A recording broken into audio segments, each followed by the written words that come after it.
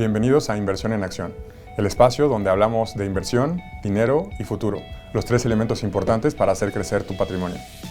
Hemos intentado generar este espacio de una forma muy clara y transparente para evitar tecnicismos innecesarios. Todos los inversionistas, pequeños y grandes, desde €1 hasta millones, requieren la misma información para tomar decisiones significativas. Espero que nos escuches.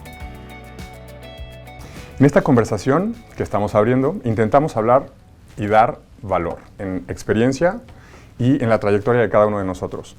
Hemos reunido a un grupo interdisciplinario e internacional, donde un español, un estadounidense y un mexicano se juntan para compartir experiencias, pero para también hablar de cosas muy reales, muy tangibles y sin esos grandes nombres que de pronto vuelven todo muy confuso. A mi derecha está Carlos Flores. Él es CEO y fundador de Caan Alternative Asset Management. Tiene una trayectoria en el mundo financiero como ex-CEO de Metagestión, así como de otras instituciones igual internacionales, Deutsche Bank, Goldman Sachs y otros. Aparte de ser un profesional de las finanzas, en mi opinión, cuenta con una gran visión estratégica. A mi izquierda está Rohit Gadkar, CIO y cofundador también de Caan Alternative Asset Management, con más de 5,000 millones de AUMs o de euros gestionados en estrategias de deuda de mercados emergentes. Rohit lidera el equipo de inversiones y gestiona Emerging Market Credit Opportunities Fund. En su extensa trayectoria ha trabajado para empresas como BlackRock, Goldman Sachs y Citigroup, por nombrar algunas. Yo soy Livson Hernández, inversionista, y cuento con 10 años de experiencia en temas de inversión, venture capital. Mis principales inversiones han sido en tecnología y en personas. Me gustaría que empezáramos contigo, Carlos. ¿Cómo estás? Muy bien. Nada, gracias por invitarme a organizar esto. No, realmente creo que es un poquito la idea de tener esta conversación con profesionales como ustedes. Creo que lo mejor sería empezar con ¿qué es un fondo de inversión? Un fondo de inversión, la verdad es que la gente en general yo creo que se fija en un primer momento en los aspectos regulatorios, ¿no? que trae consigo un fondo de inversión, que es importante, ¿vale? Porque te da, si quieres, una estructura y una credibilidad en términos de pues, lo que puede o no puede suceder y la salvaguarda de los activos y del dinero que invierte en un fondo. Y esto es muy importante. Pero yo tomaría un paso atrás y me fijaría en qué es lo que hace especial la inversión desde un esquema de fondo de inversión respecto a la inversión de un individuo particular, ¿vale? Y ahí te diría que los puntos más relevantes, bajo mi punto de vista, son los siguientes. Por un lado es método, disciplina en términos de la metodología de inversión, estructura, ¿vale? Y esto te permite básicamente no reaccionar de forma reactiva, sino reaccionar e invertir de una forma prospectiva, o sea, entendiendo qué es lo que haces y no dejándote llevar por emociones, euforias, miedos, sentimientos, que es uno de los errores básicos a la hora de invertir. Y el otro aspecto, yo te diría que es recursos técnicos, recursos humanos, es decir, el acceso a información, el acceso a sistemas, el capital humano, o sea, el tener un equipo de personas especializadas, con experiencia, que han pasado por todo tipo de situaciones, regímenes de mercado y que saben cómo reaccionar y saben cómo anticiparse. Eso es prácticamente imposible de replicar en el caso de una persona individual haciendo sus propias inversiones. Coincido. In your own words, Rohit, what's not only the purpose, but what it is? What is an investment fund? What's the nature of it and what's the purpose in your own words? I mean, I think it's building on what Carlos said. I think it's very similar in the sense that, you know, it's a vehicle that allows a individual investor like me, Carlos, you, to invest in a particular investment strategy without having to pick their own stocks or bonds, right? It's Sure. Because, you know, most individual investors don't have the expertise to be able to know which stock or bond to pick. And investment fund basically allows an individual investor to outsource the method of investment to a professional, right? So it comes down to the method, right? Mm-hmm. I think also, building on what Carlos was saying, that usually one of the biggest either walls or flaws that any kind of new investor gets with its fear.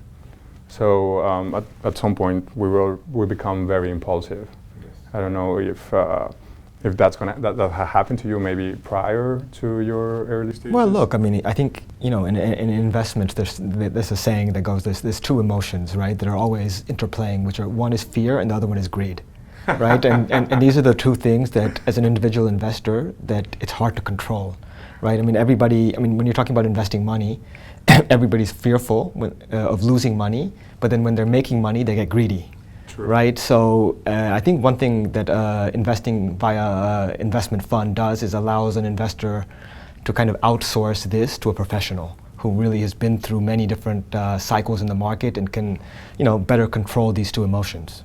Agreed. Yeah, well, in that particular sense, greed has always made a fool of a lot of investors, myself included. But I think it takes some way, somehow, the edge off, and without becoming this money monster. I think it's always good to navigate calmly. Now, in my opinion, just summarizing a bit this up and putting something in the table. Me gustaría desmentir profundamente la idea de invertir es fácil. Creo que mercadológicamente y también con mainstream y con social media viene una ola que a mí me parece terrible para justo hacer estas inversiones express que a nadie benefician. Genuinamente creo que se ha vuelto una ola casi imparable donde un youtuber, un instagramer o cualquier persona se pone a hablar de cosas, uno, que no conoce o de pronto improvisadas. Nosotros no dejaríamos que nos operara una persona a corazón abierto si el cirujano solamente ha visto 3 videitos en YouTube. No así le confiamos nuestro dinero a personas, nuestro patrimonio, a personas que de pronto no tienen como toda esta experiencia. Y creo que ahí hay definitivamente mucha tela de donde cortar. ¿Qué coincides con este ángulo? Coincido completamente. Y un poco mi reflexión ahí sería, hemos tenido un periodo durante estos últimos 5 años, desde la pandemia, pero realmente la pandemia fue un blip un poco extraño, ¿no? Que en los mercados, particularmente los mercados de bolsa, pues pareció que hubo una caída, pero luego siguieron subiendo. Entonces hemos tenido un periodo en el que la gente y el mercado se ha acostumbrado a que los mercados tradicionales de inversión, que son los mercados de bolsa internacionales, lo único que han hecho es subir en cualquier tipo de régimen, subir en cualquier tipo de situación en términos, digamos, de eventos geopolíticos, en términos de cambios de política monetaria, en términos de cambios de gobierno. Lo único que han hecho es subir, y subir además de una forma sostenida y muy poco volátil. Sí, hemos tenido pequeños episodios en los cuales, pues, por ejemplo, cuando se introdujeron los aranceles el año pasado por parte de Trump, hubo una caída, pero de repente es como que la gente se ha acostumbrado, que cuando ha sucedido algo de esto, sucedió en COVID, sucedió en ese momento, se ha acostumbrado a buy the dip, o sea, compras la caída porque va a seguir subiendo. Entonces, esto al final tiene una serie de consecuencias, ¿no? Una, los mercados tienen muy poca memoria. Los inversores tienen muy poca memoria. Esto lo vemos cada vez en cada ciclo. Se acostumbran a una determinada dinámica, a un determinado régimen, y se piensan que eso va a ser así para siempre. Entonces, eso ha hecho, volviendo a lo que estás diciendo tú, pues que surjan muchísimos gestores o pseudogestores o asesores que lo único que hacen es básicamente navegar un mercado que es unidireccional. Al final del día, la historia nos demuestra que los ciclos existen. Y la historia nos demuestra que cuando se producen pérdidas en mercados como el de renta variable, las pérdidas son masivas. O sea, puede haber pérdidas de 20, 30, 40, 50% del capital. Esto es irrecuperable. O sea, al final del día, si tu inversión está expuesta a una pérdida de estas características, recuperarla cuesta muchísimo. O sea, para que te hagas la idea, haciendo unos números rápidos, o sea, si tú quieres ganar un 5% anualizado cada año, durante 3 años tienes que ganar un 5% cada año.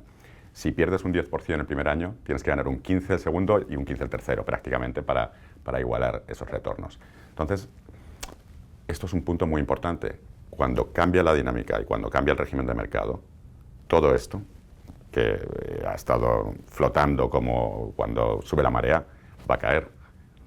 Y ahí es donde se va a ver cuando los gestores son realmente capaces de gestionar el riesgo y la volatilidad en cualquier tipo de régimen. Yeah, no, I think Carlos makes a good point. I mean, I think it's easy to say that the market always goes up. And look, if you look at long periods of history, if you talk about 50, 100 years, this is actually very true. And even big falls in the market can be made up. The problem is that not everybody has this time frame, right? I mean, if you're a 60-year-old or 50-year-old, you don't have 100 years, right? I mean, if you could invest in an index like the S&P or one of these stock indices and you had 100 years, yes, you will probably make a good return, but that's not the reality for most people, True. right? So I think Carlos touches up on an important point, which is diversification, right? You need to have various different asset classes in your portfolio for when times like happened in 2008, 2009, and the market, let's say the equity market falls 50%, right? You don't want your entire net worth, obviously, to fall 50%. That's why it's important to have more than one asset class in your portfolio and be diversified, right? Because the reality is that most investors don't have 100 years to until they retire or until they need the money, right? True. Yeah. Now, one of the purposes of these kind of conversations is to be really democratic, and the way to express this or to interpret this is that maybe there's this person with only 100 euros available to invest, and these kind of conversations are going to be really inclusive to any kind of investors, because maybe you already manage a 100 million fund and they are both supposed to nurture out of this. In your particular experience, we know that either fear or the ignorance of this life cycle usually gets in the way of getting the maximum returns that usually we all want, right? But the thing is that these kind of cycles tend to be completely would take us out of the blue. So it's very surprising sometimes to know what's going to happen. Nobody's got this crystal ball. No, for sure. this is true, and I think the important thing is that nobody can time the market, right? Nobody knows if the market. I mean, even let's say the best portfolio managers and the best traders in the world still make mistakes, half the time, right? They just know how to manage those mistakes, and nobody knows if the market's going up or the market's going down. Everybody has their theory, right? So I think the important thing for an individual investor is to invest regardless of where you are in the market, right? Because you don't know if tomorrow it's going to go up, it's going to go down. I think the idea would be that over time, you're going to make money, right? You might lose a little bit of money tomorrow, but then you'll make it up over time. As long as you're in a diversified set of investments, I think over the kind of the time frame that you have, you need to be invested in the market in some asset class. I mean, again, it's obviously every individual investor has their own circumstance. True. Right? I mean, if you're on the verge of retirement or you're a student who's 15 or 20 years old, you're in a very different place in your life. Right, so that obviously needs to be taken into consideration when you do your asset allocation, right? But I think the most important thing is that, regardless of where you are, you need to be in the market, okay? And of course, the basket of investments that you have at any given point in your life will be different. But it's important not to try to time the market, because the reality is that nobody knows. Yeah, and I think on that point of diversification, which is critical, and also you have to look at things with a different perspective depending on whether you're looking at the portfolio composition from an investor's perspective or whether you're looking at the portfolio composition from an expert trader portfolio manager's perspective, right? Because by definition, I mean, someone who is, let's say, Rohit, managing his fund, at some point, obviously within the context of what he can or cannot do in the regulatory framework of a fund, but he can have a conviction trade. He can have a really strong view about something. It's developed over time with a great, very robust intellectual structure behind it, and can take that position. But normally, an investor should not be thinking of his portfolio or her portfolio in that way. Right. But we all have our favorites, right? I know, but this is the way to get it wrong. True. Right? Yeah. That's why diversification means different things depending on whether You are a portfolio manager and you are an investor. You need to be objective. Agreed. Yeah. And the reality is that an individual investor doesn't have the time nor the experience to be looking at their portfolio every day, right? And this is something which, this is where you have to try to control. You have to try to outsource your fear and greed to somebody else who really has experience in this arena. No, and that's what when you invest in a fund, that's what you're doing, right? You're kind of outsourcing these emotions to a professional. I love that. Sorry. And you're looking also to turn situations which actually would generate fear, like volatility, all right, into opportunity. That really is. That sounds great. I mean, that really is a type everybody wants that, right? Yeah, but an investor should not be thinking normally. Yeah, in terms of how they allocate or they create their portfolio. Unless he's an expert, and then he's more a portfolio manager than kind of like a passive investor. A passive investor, then that's my point, just to kind of like wrap that up, is to look at diversification from the perspective of, okay, whatever happens in the market, I don't want everything to go down at the same time. And I want to, preserve as a whole, as much as possible, my capital, which should be actually point number one of investment, should be capital preservation. Right. Okay. Building on that, just to finish up the idea, I think that definitely there is this effervescence for any kind of investor, either to get confused by what's really the amount of money that we have to invest. I think that's kind of like the first step, because there are two different things, either saving kind of procedure and investing. So it's different amount, different concept. And as you were saying, we don't have the same amount of assets as when we are studying. There's a Mexican saying, "Cuando eres estudiambre," which is like you're hungry and you're studying, right? I remember that I wanted to start investing, and there were not as many platforms as we have today, but still, if you want to do it, it was easy to double up, right? As time goes by, it's definitely harder. And my point being is that to get this less sophisticated conversation, what's the common word that normal people would use instead of portfolio? Like, which are your peaks, or what does portfolio mean in terms of investment? Well, look, let me touch upon one thing, which is that there's no minimum amount to invest. This is the first thing, right? I mean, if you're making 10% on 10 euros versus 100 versus a million, you're still getting that return on your money. True. Right? So this is the first thing that I would say to anybody who's afraid that they don't have enough money to invest. Is that there's no minimum amount, okay? And it's never too early to invest, because to be honest with you, the earlier you invest, the more money you will have at the end of your journey, right? So I think that the earlier the better is what I would say, and there's no minimum, right? I think the minimums in the past have been dictated by the large fund companies and other kind of vehicles that don't allow people who have less money to invest. But that's changing, and here at Caan we're changing that as well, right? We're allowing people who have as little as 10 euros, 100 euros, 1,000 euros to start their investment process and investment journey, right? So I think that's the first thing I would say. That I would encourage investors not to look at it as I don't have enough money to invest, because I think that's a kind of that kind of is very unfair, right? Agreed, but the thing is, I think that it's embedded on any kind of culture, because North American people, they have this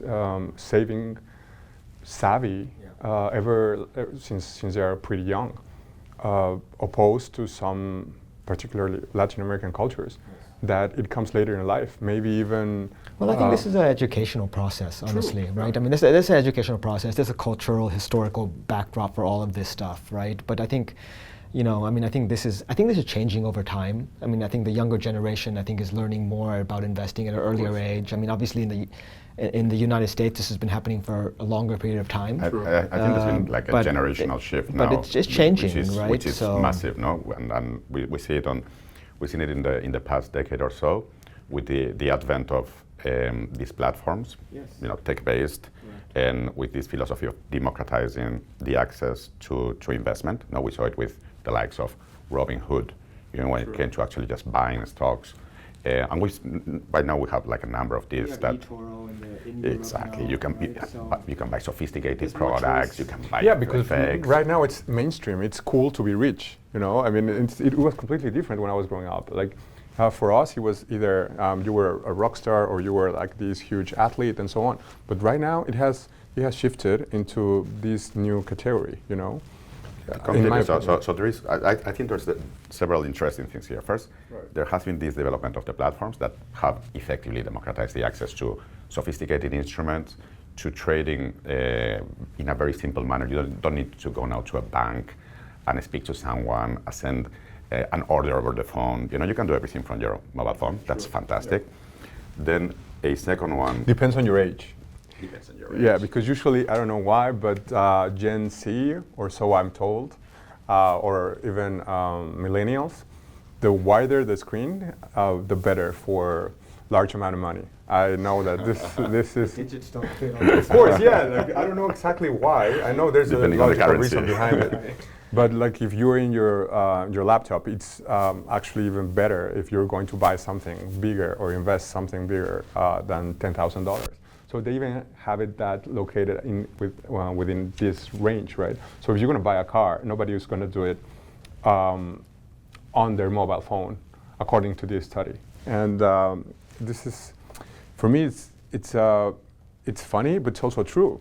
Because the bigger the screen, the more confident I am that it's going to go, I don't know, like everything's going to go work out perfect. Esto ha sido Inversión en Acción. Si te gusta el contenido sobre inversión, finanzas y tendencias en economía, no olvides en seguirnos en nuestras redes sociales. Muchas gracias.